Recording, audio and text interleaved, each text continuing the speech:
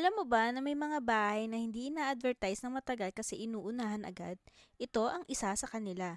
This is a bank foreclosed property inner lot, no bidding basta walang kasabay.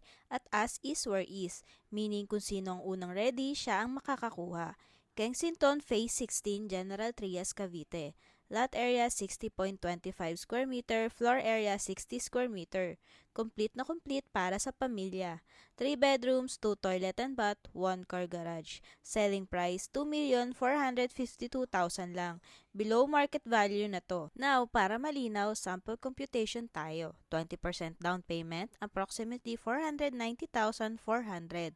80% in-house loan, around 1,961,600. Payable up to 5 years. Estimated monthly amortization nasa 37,000 to 39,000. So magkano ang required income? Ideally, around 120,000 monthly household income para ma-approve at hindi mabigat. Note, bank fees at transfer of title are not included. Mode of payment via PDC, MC, cash, or in-house loan. Reminder, bank foreclosed units like this are first come, first serve. Kapag may kasabay ka, bidding na ang mangyayari. We offer free house tour assistance. Message us now. This is Jean Puig. Thank you for watching. See you on my next video. Bye!